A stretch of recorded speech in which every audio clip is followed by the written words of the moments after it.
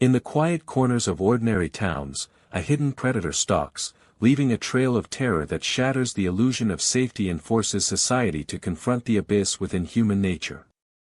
Serial killers are not born overnight, they emerge from a complex web of childhood trauma, genetic predisposition, and the relentless shaping of a world that both creates and conceals their darkest impulses. Psychologist Robert Hare defined the psychopath as a creature lacking empathy, remorse, and guilt, traits that allow a murderer to plan, execute, and revisit crime scenes without the moral brakes that bind most humans. The first modern profile emerged in the 1970s, when FBI agents John Douglas and Robert Ressler began to map the signatures of killers, turning intuition into a forensic science that would change investigations forever. One of the most infamous cases, that of Ted Bundy, revealed a charismatic facade that lured countless victims, while his meticulously staged crime scenes baffled detectives for years. Bundy's ability to blend into society highlighted a chilling truth: the most dangerous killers often wear the mask of normalcy, making detection a game of shadows and patterns. Across the ocean, the case of the Yorkshire Ripper, Peter Sutcliffe, demonstrated how institutional bias and media sensationalism can derail a hunt, allowing a murderer to slip through the cracks for over a decade.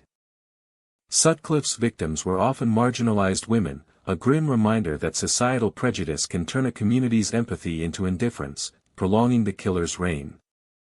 In the 1990s, the rise of forensic DNA technology finally cracked the case of the Green River Killer, exposing Gary Ridgway's methodical slaughter of over 40 women in the Pacific Northwest. Ridgway's meticulous disposal of bodies in remote wetlands taught investigators the power of combining biology with geography, turning a seemingly endless mystery into a solvable puzzle.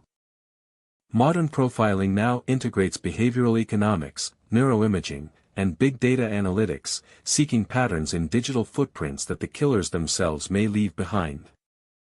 Yet even the most sophisticated tools cannot erase the human element. Each case remains a battle of wits between a predator who thrives on control and a society desperate to protect its most vulnerable.